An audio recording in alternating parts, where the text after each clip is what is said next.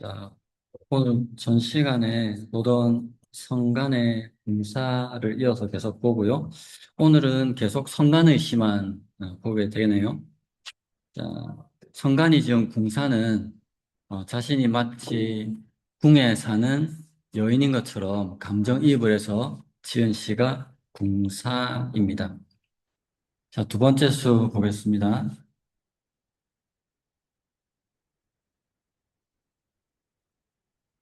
음음연마 서풍청 이렇습니다. 자, 그늘 음자인데 두 개 겹쳐서 그늘지고 그늘진 이렇게 번역을 했고요. 연막, 렴은 블라인드 같은 거고 막 장막이고요. 어, 요즘 비교하면은 조금 럭셔리한 침대에 블라인드처럼 막 하는 거 있잖아요. 그런 거라고 생각하시면 될 것 같아요. 그늘지고 그늘진 달과 장막 다 여인의 방에 하는 거죠. 서풍청, 여름서 바람풍청, 여름 바람 맑고. 자, 공사의 첫 번째 수는 봄이었고요. 지금 두 번째 수는 여름에 대해서 이야기하고 있습니다. 그늘지고 그른진 발과 장막에 여름 바람 맑고 한사은장 만옥병 한갈한 쏘들 불사 한각에 쏜내 분내 무엇을 은장을 은은 은은자인데 은빛이 난다 그런 뜻이고요. 장은 음료 장자입니다. 음료수 장자.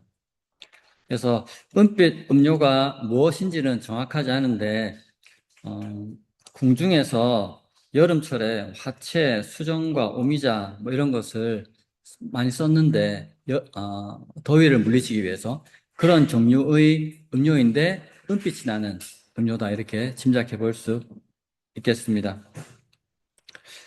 한가하게 부은 은빛 음료는 만옥병 옥으로 만든 병에 가득하네. 자, 은장이라는 여름의 음료를 옥병에 붓는 모습입니다. 더우니까 따라서 마시려고 그러겠죠. 호, 개, 황리, 다사제. 호, 좋구나. 자, 개자는 보통 많이 쓰는 건 낫개자거든요. 한 개, 두 개 할 때 낫개자인데 이 개자가 뭐 지시대명사처럼 저것, 이그저 또는 어떤 이런 뜻으로 쓰입니다. 그래서 여기서는 어떤으로 쓰였다고 보고 해석을 했고요. 좋구나. 개황리. 어떤 누를황 꾀꼬리리. 어떤 노란 꾀꼬리. 좋구나. 어떤 노란 꾀꼬리. 다사제. 마늘다. 일사. 있을제. 많은 일 있는지. 좋구나. 어떤 노란 꾀꼬리. 많은 일 있는지. 격장. 재송. 양삼성. 격, 사이가 뜨다. 우리 그동안 격조했지? 뭐 이렇게 했을 때 사이가 뜨다. 장, 담장장자. 그래서 격장은 담장 사이로 이렇게 번역을 했고요. 재송, 재를 보냅니다. 울음, 제자입니다. 울음을 보내네. 담장 사이로 울음을 보내네. 양삼성, 두 번, 세 번 소리를. 담장 사이로 울음을 보내네. 두 번, 세 번 소리를. 조금 어색해서 두세 번 울음소리 보내네. 이렇게 번역했습니다. 담장 사이로 두세 번 울음소리 보내네. 음, 이 울음소리가 좀 그나마 좀 즐겁게 들렸을 것 같은데 이 울음소리를 그냥 뭐가 바빠서 이렇게 울고 있구나. 이렇게 감정이입을 해서 듣고 있는 겁니다. 자, 궁사의 두 번째 수 다시 한번 전체적으로 볼게요. 궁궐에 있던 여인이 지금 이렇게 시를 짓고 있는 겁니다. 그늘지고 그늘진 달과 장막에 여름바람 맑고 한가하게 부은 은빛 음료는 옥병에 가득하네. 좋구나. 어떤 노란 꾀꼬리 많은 일이 있는지 담장 사이로 두세 번 울음소리 보내네. 어떤 느낌입니까? 더위를 식히기 위해서 은빛 음료를 따르고 담장 밖의 꾀꼬리 소리 들으면서 무슨 일이 많은가 봐요. 저 꾀꼬리는 저렇게 우는 거 보니까 뭐 이런 생각하고 있습니다. 전체적으로 느긋하고 한가하죠. 느긋하고 한가합니다. 이 시는 무더운 여름날 궁궐의 고요하고 시원한 풍경을 한 폭의 그림처럼 그려내고 있다고 평가할 수 있겠습니다. 연막, 서풍청은 깊게 드리운 발과 장막 사이로 스며드는 여름 바람을 묘사합니다. 둘째 구에서 한가로운 손길로 옥병에 가득 부어 놓는 은장은 은빛 음료는 은빛처럼 투명하고 시원한 음료를 의미하는데 이는 단순한 갈증 해소를 넘어서 외부의 소란함과 단절된 채 자신만의 시간을 즐기는 화자의 고상한 풍요를 상징한다고 볼 수도 있겠습니다.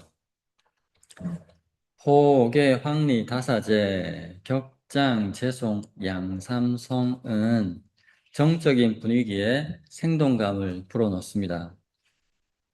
화자는 담장 밖 세상의 분주함을 꾀꼬리의 노랫소리로 바꾸면서 시원한 그늘 아래 머무는 현재 안락함을 더욱 극적으로 즐기고 있는 것처럼 보입니다.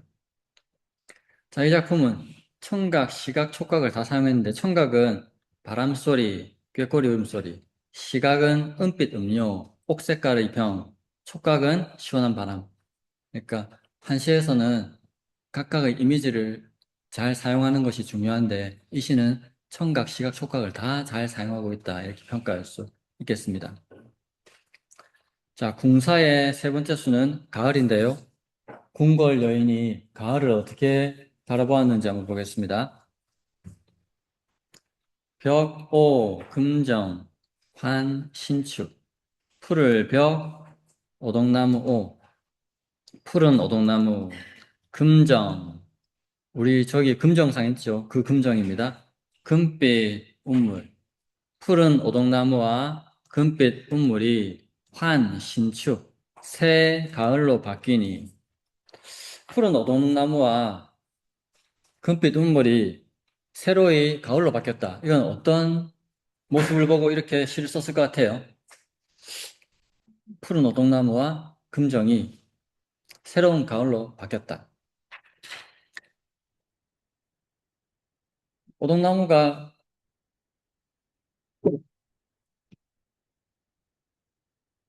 봄, 여름에는 푸르렀다가 가을이 되면 어떻게 되기 시작합니까? 이제 모든 식물들은 거의 대부분의 모든 식물들은 가을이 되면 이제 잎이 바뀌잖아요. 누렇게, 빨갛게 이렇게 바뀌고 떨어집니다. 그래서 우물가에 나무들이 푸르르게 있다가 그 푸르렀던 나무들이 빨갛게, 노랗게 바뀌고 그리고 낙엽도 떨어져서 우물 주위가 낙엽이 쌓이는 그 모습을 일구로 표현하지 않았을까 이렇게 풀을 해볼 수 있겠습니다. 두 번째 구절 사의 훈농 일단수 비스듬할 의는 기댈 의 훈은 향내날 훈 롱은 그릇 롱 훈농은 향로라고 번역했습니다. 대나무로 엮은 바구니 안에다가 어, 도기로 도기를 넣고 그 안에 향을 피우는 그런 것을 훈농이라고 하는데요. 여기서는 그냥 향로라고만 번역을 했고요. 향로에 사의 비스듬하게 기대서 일단수 하나일 조각단 근심수 한 조각 근심 향로에 비스듬히 기대 한 조각 근심 향로에 비스듬히 기대 한 조각 근심 자, 어떤 모습일까요? 이 모습 그대로 한번 생각해 보면 집에 향 피워놓고 혼자 앉아서 향을 바라보면서 이런저런 생각이 나는 겁니다. 가을이니까. 보통 가을이면 이런 생각 하잖아요. 한 해가 이제 또 후반부로 접어드네. 내가 올 한 해 뭐 했지? 이런 생각이 들잖아요. 음, 그런 것과 비슷한 어떤 생각일 것 같습니다. 네 번째 구절. 세 번째 구절. 명월, 만정, 천사수. 밝을 명, 달빛 월. 밝은 달빛, 만정. 가득 찰만 뜰정. 밝은 달빛은 뜰에 가득하고 천사수 하늘천 같을사 물수. 하늘은 물결 같아. 한 번씩 제가 말씀드렸지만 우리는 지금 도시에 살고 현대에 살고 있기 때문에 보름달이 밝다는 실감을 잘 못합니다. 주위에 조명이 많기 때문에. 저도 그 몰랐다가 군대에 가서 보름달이 밝다는 걸 알게 됐거든요. 주위에 아무것도 없고 산중에는 보름달이 뜨니까 은은한 조명을 틀어놓은 것처럼 주위를 볼 수 있을 정도로 밝았습니다. 그걸 보고 아 진짜 보름달이 밝구나 이걸 느꼈었거든요. 처음으로. 우리가 옛날 사람 같은 정서를 가지고 시를 보려면 그걸 좀 염두에 두고 봐야 됩니다. 그래서 이 명월만정은 그런 제가 느꼈던 그런 느낌, 아무것도 없는 깜깜한데 보름달이 은한 조명처럼 느껴지는 그 상황을 이야기하고요. 천사수는 하늘빛이 너무 아름다운데 마치 물결처럼 아름답다 이렇게 표현하고 있는 겁니다. 길에 무어 상렴구. 자, 일어날 기 올레자는 여기서 뭐뭐 이후에 할 때 이후래자. 그래서 길에는 일어난 이후, 일어난 뒤, 무어, 없을무, 말씀어, 말 없이, 상, 렴구. 렴구를 상하네 이 말인데요. 상은 올린다는 말이고요. 렴은 발렴, 구는 갈고리구. 상, 렴구는 블라인드를 올린다 이 말입니다. 발을 올린다. 왜 발을 올립니까? 달빛이 밝고 하늘이 너무 아름다워서. 달빛이 밝고 밤하늘이 너무 아름다워서 일어나서 아무 말 안 하고 블라인드를 걷어서 야경을 바라보는 거죠. 세 번째 수 다시 보겠습니다. 푸른 오동나무와 금빛 운물이 새 가을로 바뀌니 향로에 비스듬히에 기대 한 조각 근심하네. 밝은 달빛은 뜰에 가득하고 하늘은 물 같아. 일어난 이유 말없이 발의 갈고리를 올리네. 블라인드를 걷네. 성가는 이 시를 통해 계절이 바뀌는 찰나의 변화와 궁궐 여인의 미묘한 심리를 시각적이고 감각적인 이미지로 포착해냈습니다. 시의 도입부 벼고 금정 한 신추는 푸른 오동나무의 빛이고 차가운 우물가에 가을빛이 감도는 우물가에 낙엽들이 막 떨어져 있는 그런 풍경을 묘사한다고 볼 수 있겠습니다.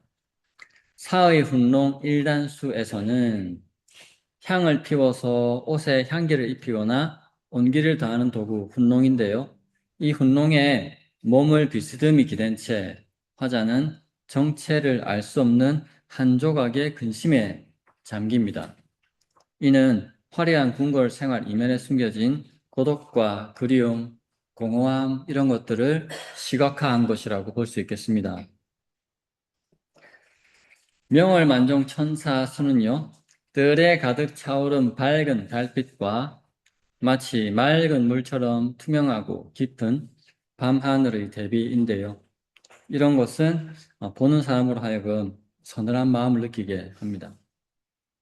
하늘이 물과 같다는 비유는 가을밤 특유의 청명함과 동시에 화자가 느끼는 공허함을 극대화한다고 풀이할 수 있겠습니다. 길의 무어 상명구에서는 근심에 잠겨있던 작자가 자리에서 일어나 아무 말 없이 발을 걷어올리는 모습을 보여주는데요.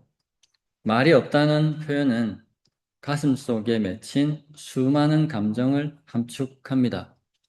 발을 갈고리에 거는 행위는 깊어가는 밤을 뜬 눈으로 지새우거나 혹은 누군가를 기다리는 여운을 남긴다고 볼 수 있겠습니다. 자, 이 시는 여러 가지 다양한 수사를 쓰거나 하진 않았는데 오동나무, 운물, 달빛, 발 같은 구체적인 사물을 통해서 궁궐이라는 폐쇄적인 공간 속의 외로움을 담담하게 풀어냈다고 볼 수 있습니다. 그리고 시대를 넘어서 고독이라는 보편적인 인간의 감정을 가을밤의 풍경 속에 잘 녹여낸 작품이라고 볼 수 있겠습니다. 자, 마지막 네 번째 수입니다. 겨울, 초봄, 자, 봄, 여름, 가을, 겨울이고 겨울에 해당하는데 겨울이면서 초봄까지 같이 아우르고 있는 그런 내용을 담고 있습니다. 자, 첫 번째 구절. 칠보방중, 별치춘. 칠보.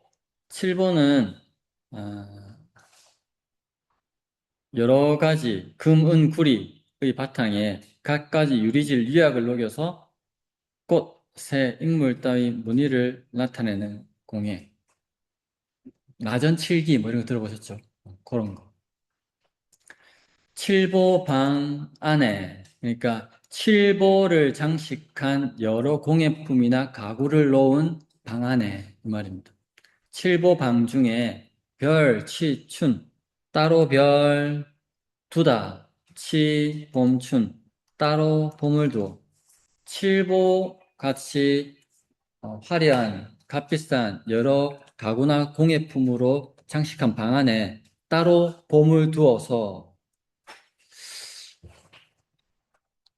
락원 사대 벽한진 락원 비단 두 권에 비단 두 권을 쓰고 사대 비스듬히 대 몸에 찼네 무엇을 벽한진 물리칠벽 찰한 보배진 추위를 물리친다는 보배를 비스듬히 사대 비스듬히 찾네. 자, 129 다시 보겠습니다. 무슨 뜻인지 한번 풀이해 봅시다. 칠보로 가득한 방 안에 따로 보물 두었다. 그리고 비단 두 권을 쓰고 추위를 물리친다는 보배를 비스듬히 찾다. 자, 129 어떤 모습을 표현한 거라고 할 수 있겠습니까? 제일 먼저 따로 칠보방 안에 보물 두었다. 따로 보물 두었다. 이건 어떻게 해석할 수 있을까요?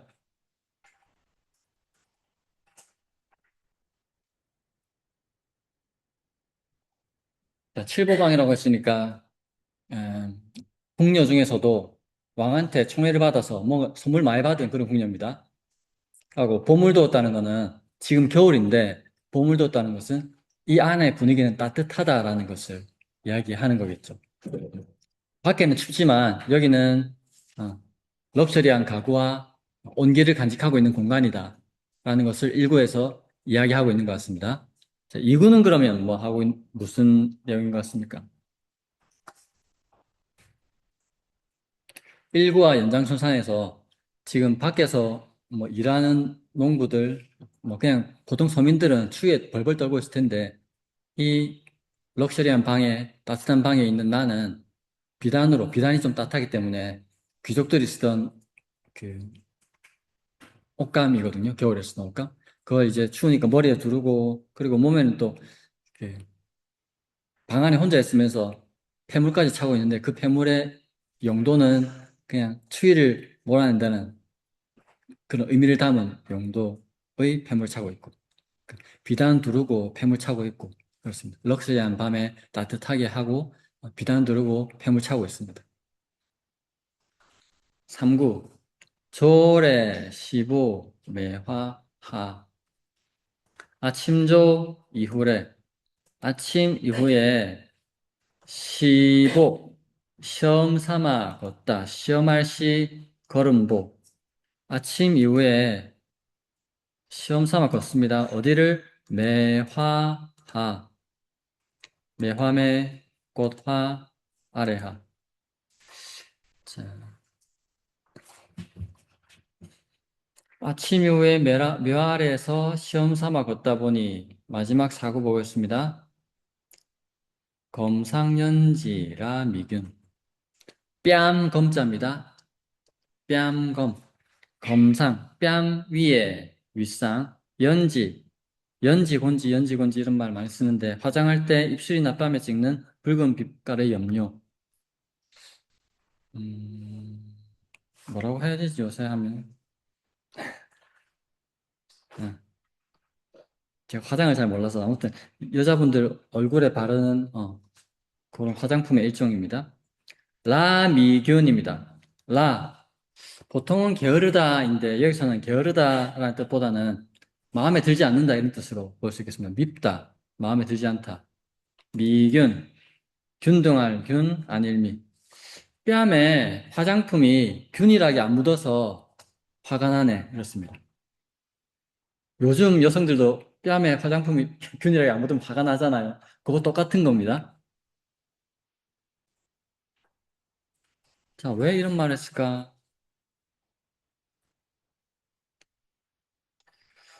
1, 2구에서는 한참 추운 모습을 이야기했고요. 3, 4구는 이제 봄이 오려는 모습을 이야기하고 있습니다.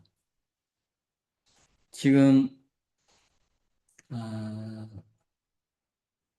화장품이 잘 먹고 이쁘게 보여야 왕한테도 이쁘게 보이겠죠? 봄이 되면 다시 왕과 더 친해질 수 있는 일이 있을 것 같은데 그때를 위해서 봄옷도 시험해보고 화장도 한번 해보는데 그 화장이 잘 안 먹으니까 기분이 좀 별로네. 이런 뉘앙스 정도로 해석할 수 있겠습니다. 전체적으로 한번 넷째서 보면요.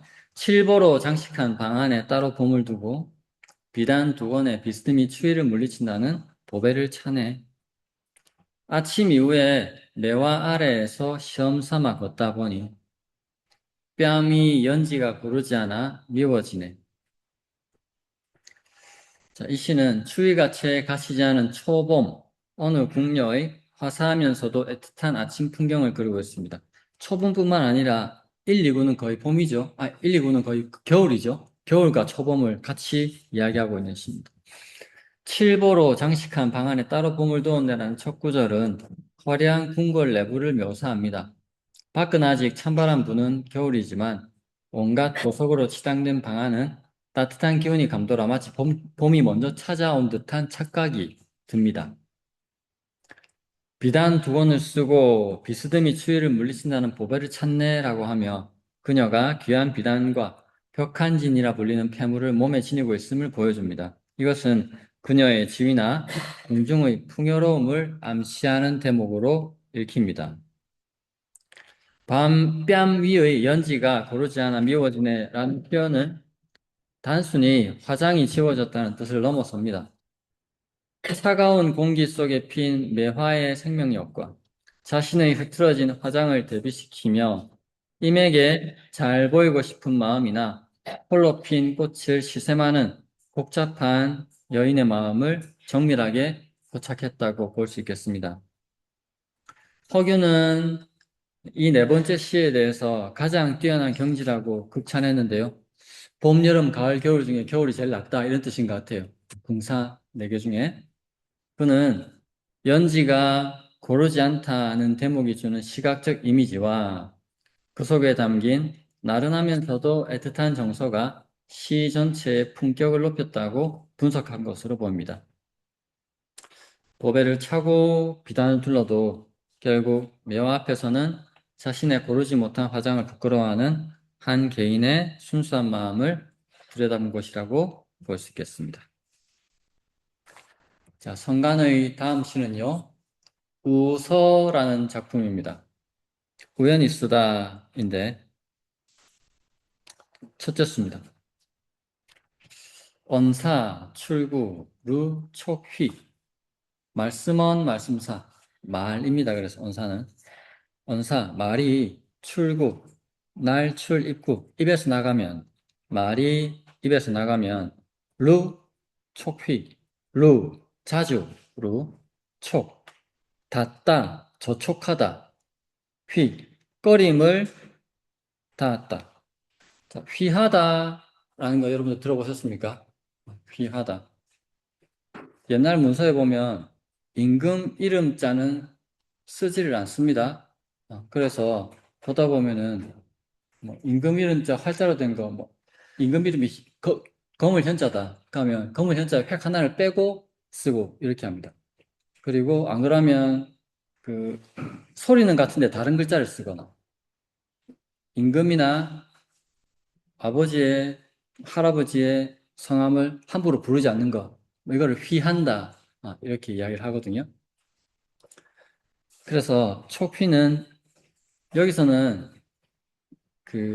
그런 의미에서 조금 더 한 발 더 나가서 내가 말만 하면은 다른 사람들하고 좀 다르게 너무 직설적으로 말해가지고 조심을 안 하고 좀 함부로 말하는 경향이 있다. 그걸 내가 안다. 그런 뜻에서 일부를 지었다고 볼 수 있겠습니다.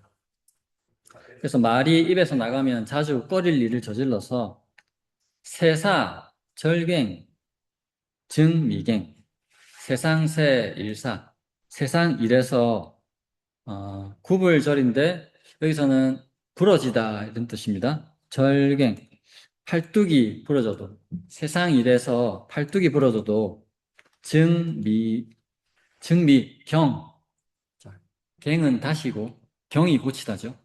증미경, 일찍이 증, 안일미, 고칠경. 세상 일에 팔뚝이 부러져도 일찍이 고치지 않았지.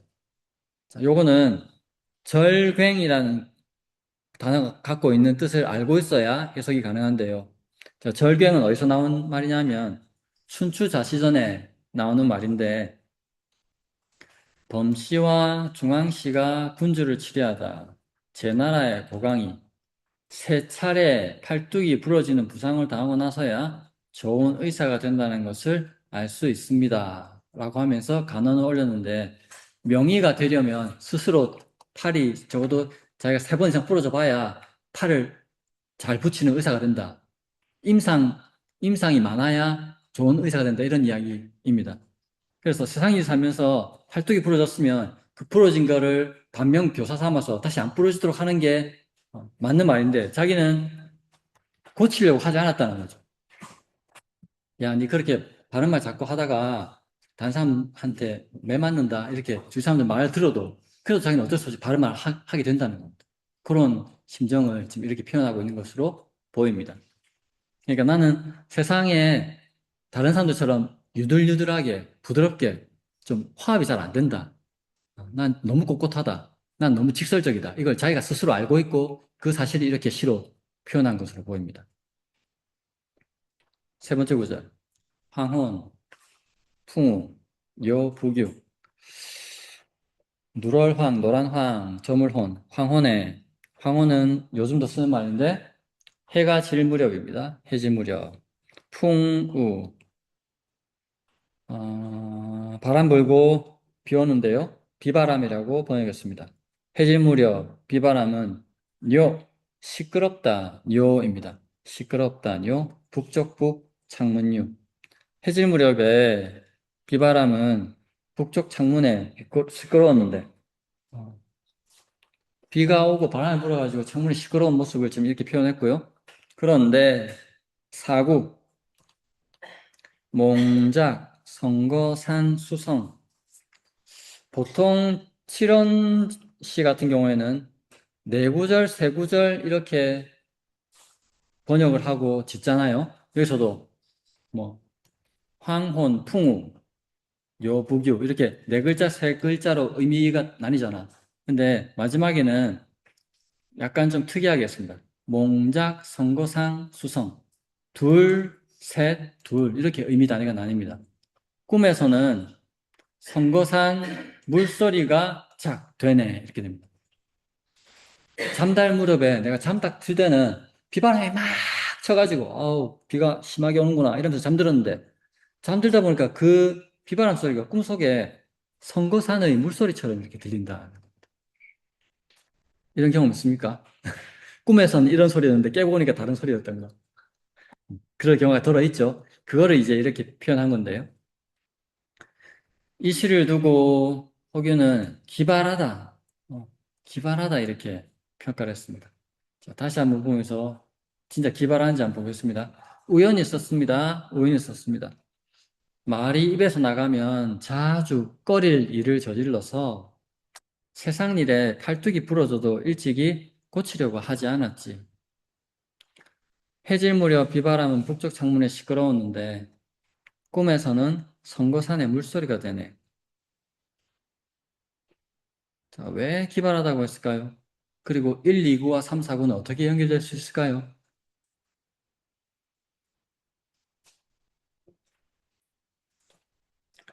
1, 2구를 한마디로 요약하면 뭐라고 할 수 있겠습니까? 나는 너무 세상과 타협 못한다. 그런 뉘앙스입니다. 다른 사람들처럼 좀, 뭐, 윗사람이 잘못을 저질러도 입 다물고 있거나 해야 되는데, 그걸 다물고 있지는 못하고, 왜 그러십니까? 하면서 말하고, 그것 때문에 팔이 부러졌는데도 또 말하고, 나는 세상과 너무 타협을 못하는 것 같다. 이게 1, 2구. 3, 4구는, 3, 4구의 비바람은 그냥 비바람일 수 있는데요. 이 비바람이 뭔가를 비유했다고 하면 뭐로 비유할 수 있겠습니까?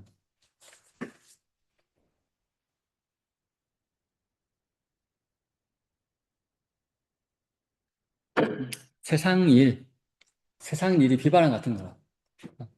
그러니까 자기가 볼 때는 정치가 안정되어 있지 않고 간신들이 막 난리를 피우고 이런 모습이 그냥 풍으로 느껴지는 겁니다.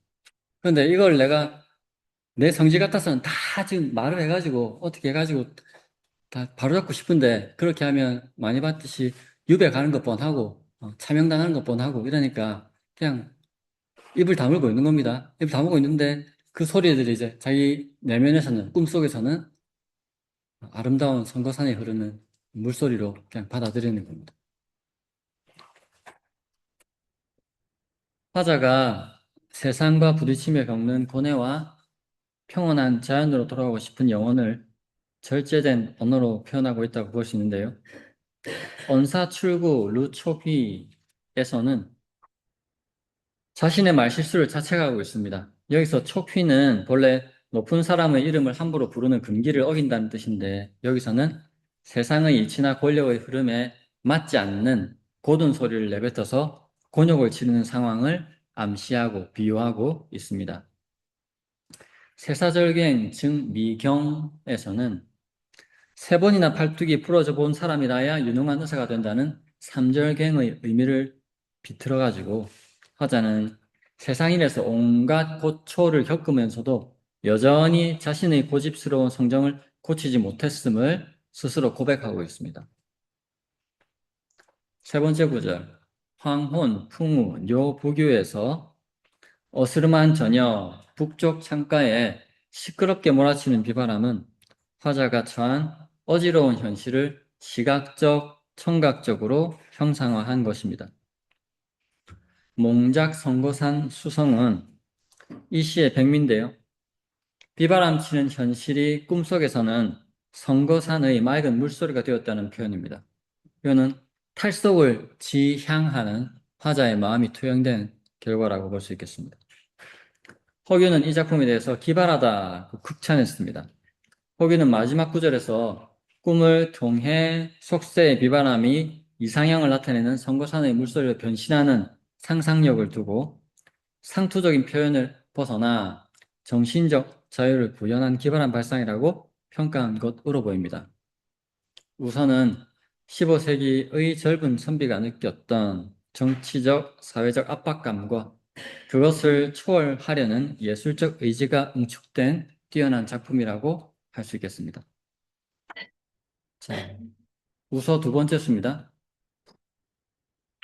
백일, 청천, 만리휘, 밝은 백, 빛날 백, 태양일, 밝은 태양, 빛나는 태양이 청천, 푸를 청, 하늘 청, 밝은 태양이 푸는 하늘, 만리휘, 일만만 거리 다니리, 만리에 빛나면, 밝은 태양이 푸는 하늘에 떠가지고 만리에 걸쳐서 빛나면,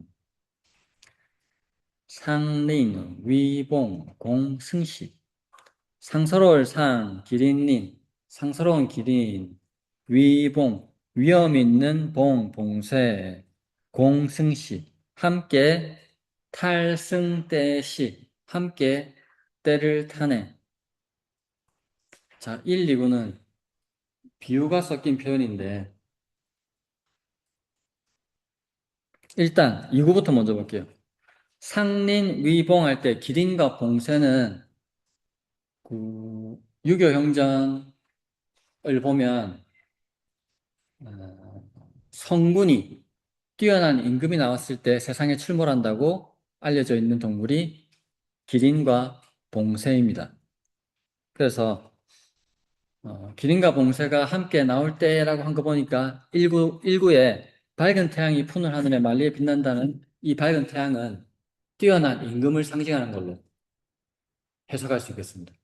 뛰어난 임금이 딱 세상에 기준을 잡고 있으니까 온 세상이 밝고 거기에다가 태평성대에만 나타난다는 기린과 봉쇄도 이제 딱 나오기 딱 좋은 그런 시기다. 이렇게 1, 2구에서 이야기합니다. 3, 4구 볼까요? 3구 삼경, 월락, 춘허흡. 삼경의 시간인데요. 시간 단위. 옛날 사람들은 밤 시간을 1경부터 5경까지 나눴는데 7시부터 9시까지를 1경이라고 하고 각각 2시간 단위로 나눴습니다. 그래서 삼경은 밤 11시부터 새벽 1시까지가 삼경이고 야삼경이라고도 하고 그냥 삼경이라고도 하고 그래서 삼경은 한밤중인데 삼경에 월락, 달, 월 떨어질락 달이 떨어졌습니다. 삼경에 달 떨어진 촌허, 흑, 마을촌, 언덕허, 어두울 흑 마을 언덕은 어두우니 삼경에 달 떨어진 마을 언덕은 어두워지니 삼경에 달 떨어진 마을 언덕 어두워지니 네 번째 구절 유여 호리 가 호위 호리가 호위는 여러분들 호가 호위라는 보사성어 들어보신 적 있습니까? 여우가 호랑이의 위세를 빌린다. 숲속 짐승들이 여우가 지나가고 있는데 숲속 짐승들이 막 도망갑니다. 그래서 여우가 나를 보고 애들 겁나는구나 이렇게 했는데 알고 보니까 뒤에 호랑이가 따라오고 있었던 거죠. 그래서 이제 호랑이가 있는 것을 믿고 여우가 자기의 위세를 빌려서 무 짐승들에게 함부로 하는 것을 호가호위라고 이렇게 이야기를 하는데 네 번째 구절은 호가호위에서 가져온 구절이고요. 유여는 머물면서 함께한다. 또는 허락한다 라는 뜻인데 머물며 함께한다라고 번역했습니다. 머물며 함께한다. 호리, 여우호, 삭리. 여우와 삭이 호랑이의 위세를 빌리는 것과 여우와 삭이 호랑이의 위세를 빌리는 것을 머물며 함께하네 이 말입니다. 1, 2구와 3, 4구가 내용이 완전히 다릅니다. 1, 2구는 뭐였습니까? 밝은 태양이 푸른 하늘에 있으니까 만리가 밝고 그래서 태평성대에만 나온다는 기린과 봉쇄가 딱 나올 그 시기가 되었다. 이게 1, 2구인데 갑자기 3, 4구에서는 그런데 삼경에 태양이 있을 때는 괜찮은데 태양이 지고 난 밤 삼경에는 달 떨어지고 나니까 달까지 떨어지고 나니까 마을의 언덕은 어두워지고 그 어두워진 가운데 여우와 삭이 막 나와가지고 호랑이의 위세를 막 피우는데 그걸 나는 그냥 머물면서 보고만 있다. 이 말이죠. 어떤 의도로 이 시를 썼겠습니까?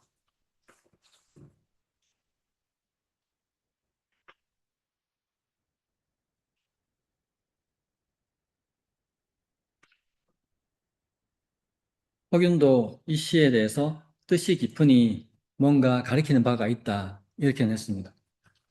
뭔가 지금 우리보다 훨씬 더 무엇을 가리켰는지 딱 핵심을 잡아낼 수 있었겠지만 허균도 그 말을 하면 이 책이 출판되지 못할 걸 짐작하기 때문에 말은 안 하겠죠. 말 안 하고 있습니다.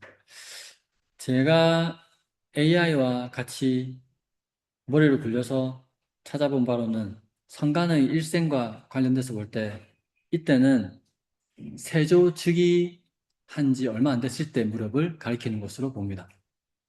세조가 단종을 몰아내고 왕이 되었습니다. 그래서 무스 사람들은 이제 성군이 혼란스러운 나라를 정리해가지고 이제 나라가 안정되었다.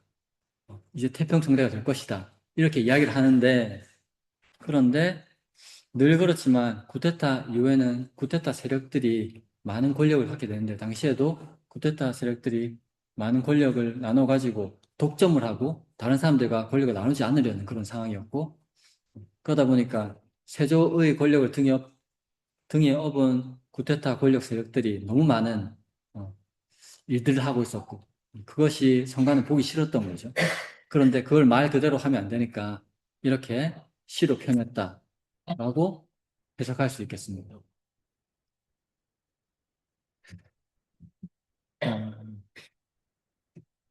이 우서의 두 번째 수는 우연히 써내려간 글이지만 세상의 이치를 담아낸 작품인데요. 빛과 어두움, 영물과 들짐승의 대비를 통해서 위정자가 갖추어야 할 밝은 지혜의 중요성을 말하고 있습니다. 백일 청천 만리 피는 구름 한 점 없는 푸른 하늘에 태양이 눈부시게 빛나는 정오의 풍경을 묘사합니다. 이는 군주의 혁명이 세상을 환히 비추는 태평성대를 의미하며 그런 시대에는 어질고 유능한 인재들이 모여들어 국가의 기틀을 세우는 것을 비유합니다. 삼경, 월락, 촌어후, 유여, 호리, 가, 호위에 이르러 반전이 일어나는데요. 깊은 밤, 달빛마저 사라진 어두운 마을 언덕에는 낮의 기린과 봉새 같은 영물들은 자취를 감추고 대신 여우와 삭과 같은 간사한 짐승들이 나타납니다. 이들은 스스로의 덕망이 아닌 호랑이의 위엄을 빌려 세력을 부립니다.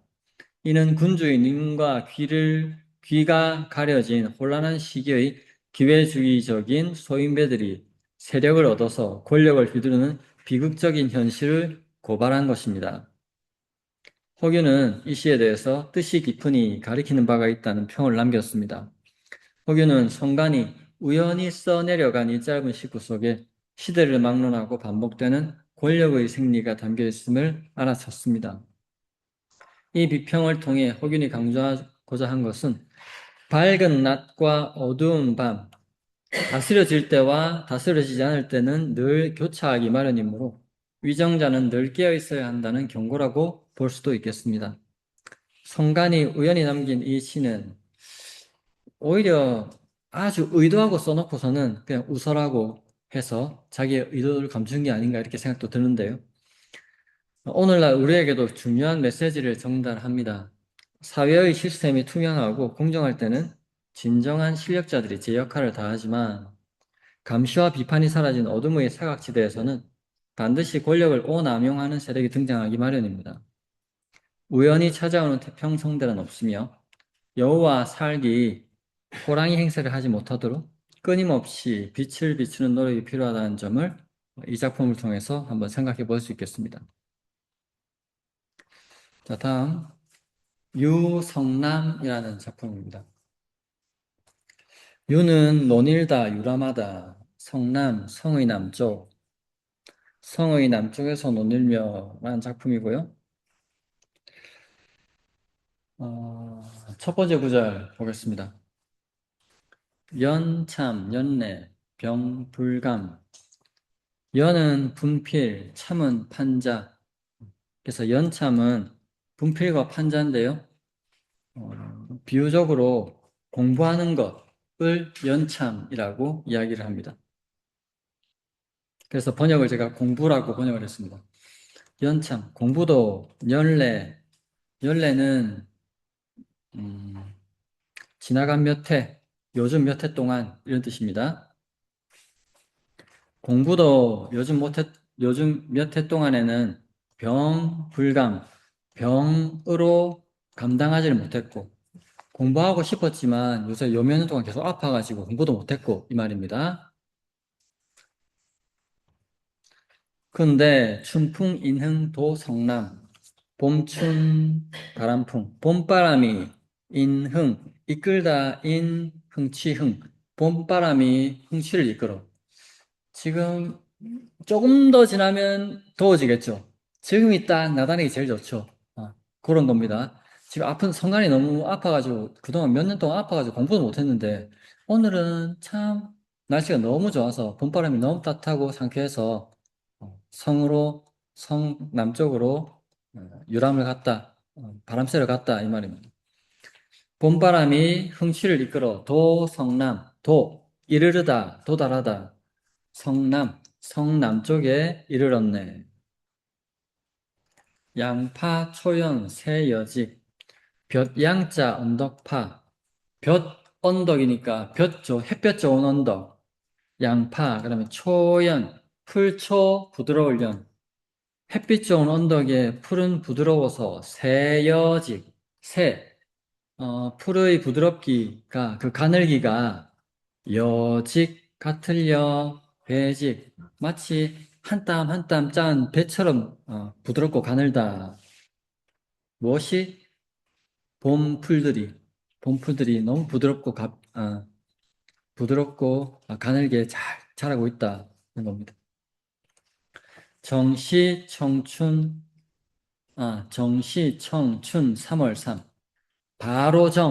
바를 정자인데 여기서는 바로 정 뭐뭐이다 청춘 푸를 청봄춘 푸른 봄 3월 3 요새는 우리 뭐 음력 3월 3일 날 아무것도 안 하지만 옛날에는 음력 3월 3일 하면은 제비가 돌아온다 봄이 본격적으로 시작한다 이렇게 해가지고 그때 뭐 전도 붙이고 술도 마시고 뭐 이렇게 했다고 합니다. 그다음에 중량절도 시를 보면 많이 나오는데 음력 9월 9일 음력 9월 9일도 참그 딱 즐길 만한 날씨라고 해가지고 그때 많이 꽃놀이 가고 국화 주 마시고 이렇게 하죠. 이게 3월 산짐날 지은 시가 되겠습니다. 다시 한번 이 시를 보면요. 제목은 유성남이고 성의 남쪽에 논이며 공부도 지난 몇 년간은 병 때문에 감당하지 못하고 봄바람이 흥취를 이끌어 성의 남쪽에 이르렀네. 햇빛 좋은 언덕 푸른 부드러워 가늘기가 배 같으니 바로 푸른 봄 3월 3일이구나. 바로 오늘이 3월 삼진날이구나. 이 시에 대해서는 정보가 조금 있는데요. 성간이 동료들하고 같이 이제 3월 삼진날이니까 이날은 다 같이 꽃 구경하고 전도 붙이고 술도 한잔하고 이런 날이거든요. 그래서 성남쪽에서 술 한잔하면서 시집기를 했는데 먼저 성간이 이 시를 딱 지었습니다. 이 시를 짓고 나니까 다른 사람들이 다 난 성간보다 잘 지을 자신 없다 하면서 시집기를 그만뒀다. 이렇게 남아있는 이렇게 고사가 남아있습니다.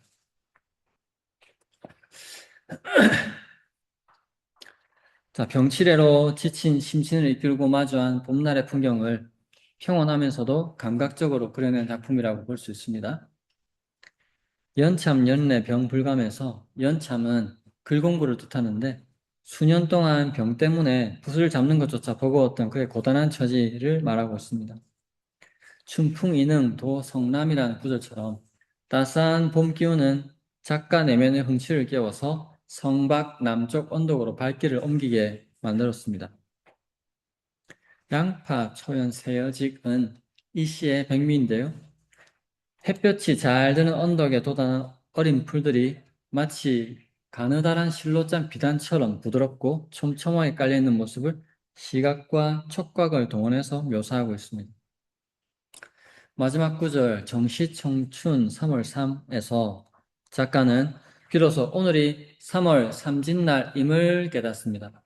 3월 삼진날은 강남으로 떠났던 제비가 다시 돌아오고 푸른 풀이 돋아나서 본격적인 봄의 시작이라는 그런 명절입니다. 과연 오늘이 찬란한 봄날이구나 라는 탄성은 병마의 우울함을 떨쳐내고 자연의 생동감과 하나가 된 작가의 기쁨을 전해줍니다. 이 시는 화려한 수식어를 사용하지 않았습니다. 하지만 병중의 고통과 봄날의 아름다움을 대비시켜서 생명의 소중함을 일깨워 줍니다. 자, 이어지는 성간의 시입니다. 파한불출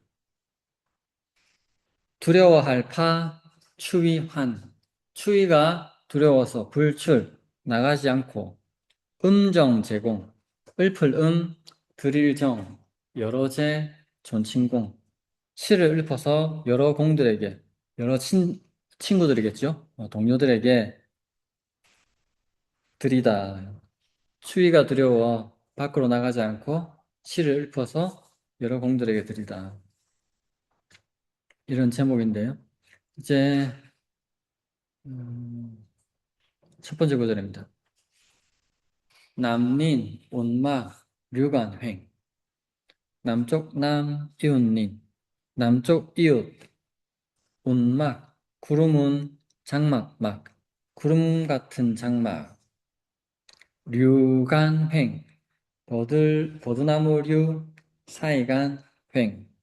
남쪽 이웃의 구름 같은 장막은 버드나무 사이를 가로지르고, 이건 무슨 말일까? 남쪽 이웃의 구름 같은 장막은 버드나무 사이를 가로지르고, 무슨 말일까? 자, 두 번째 구절 같이 보겠습니다. 북리, 생가, 요, 효청. 북쪽 마을이, 북쪽 마을에 생황의 노래, 생황 연주겠죠? 생황이란 악기의 연주. 북쪽 마을의 생황 노래는 요, 시끄럽습니다. 효청에 시끄럽네. 새벽효, 맑을 청. 맑은 새벽이면 청효가 돼야 되는데 효청이라고 했습니다. 이거는 빨간 글자가 운자잖아요. 운자 맞추려고 그냥 바꾼 겁니다. 그래서 맑은 새벽이라고 이렇게 번역하면 될 것 같습니다. 북쪽 마을의 생황 노래는 맑은 새벽에 시끄럽네. 자, 119 다시 봅시다. 남쪽 이웃의 구름 장막은 버드나무 사이에 가로지르고 북쪽 마을의 상황 노래는 맑은 새벽에 시끄럽네. 129는 뭘 묘사하고 있는 겁니까?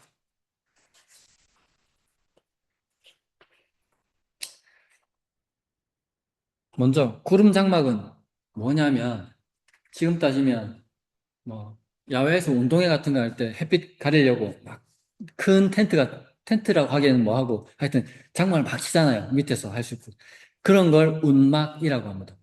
고관 대작들이 봄놀이 하러 가가지고 그 차일 치는 거 그걸 운막이라고. 남쪽 이웃에 아주 잘 나가는 사람들은 버드나무 사이에서 운막을 가로질러 쳐놓고 이렇게 막 즐기고 있고 북쪽 마을의 사람들도 음악을 연주 막 하면서 새벽부터 봄을 즐기고 있네 이 말입니다. 1, 2구가 다 봄을 즐기고 있는 남쪽 이웃, 북쪽 이웃들의 모습을 묘사한 거고요. 그런데 3구에서요.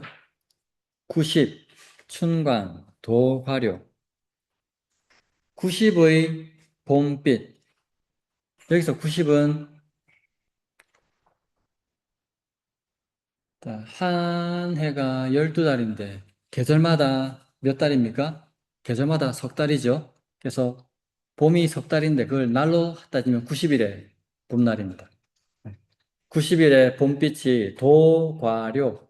도자는 모두 도. 과는 지나가다가 료는 마칠료. 과거 완료할 때 마치다 요자입니다. 90일의 봄빛이 모두 지나도록 사구, 양웅, 신고, 초, 현경. 양웅은 중국의 인물 이름인데요.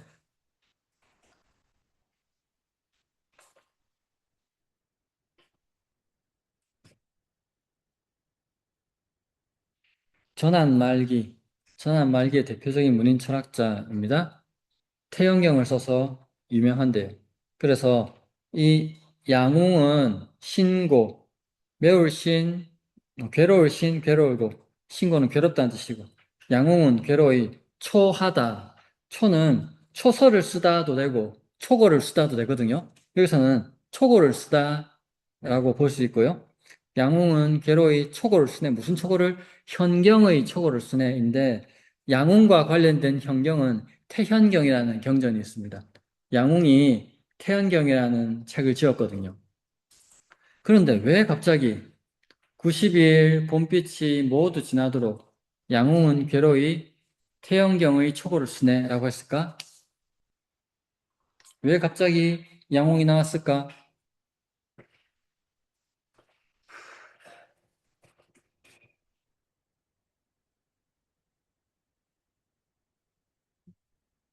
지금 봄인데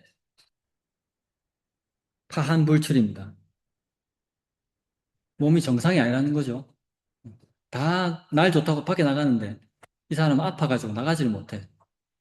그런데 똑똑한 사람이니까 가만히 앉아가지고 멍하게 시간을 보내는 게 아니라 마치 양웅이 모든 권력을 접어놓고 혼자서 태영경을 저술한 것처럼 혼자서 공부하고 있다는 겁니다. 그래서 양웅은 자기 자신을 비유하는 말이고 초현경은 공부하고 있다는 걸 비유적으로 이야기하는 겁니다. 남들은 다 이 좋은 봄날에 나가서 봄날을 즐기는데 나는 이 봄날도 추워가지고 나가질 못하고 아파서 나가질 못하고 박혀가지고 공부나 하고 있네. 이렇게 이야기하고 있는 겁니다.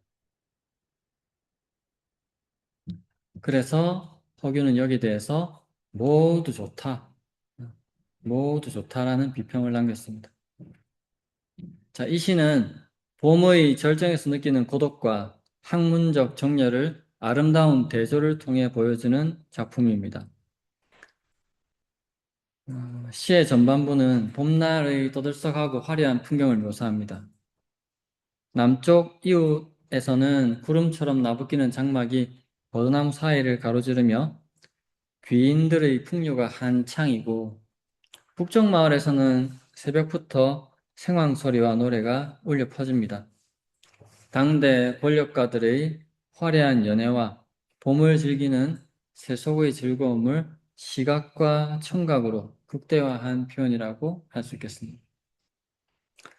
90일간의 봄이 다 지나가도록 화자는 밖으로 나가는 대신 방 안에서 묵묵히 글을 씁니다. 여기서 송가는 자신을 전환시대의 철학자 양웅에 비유합니다.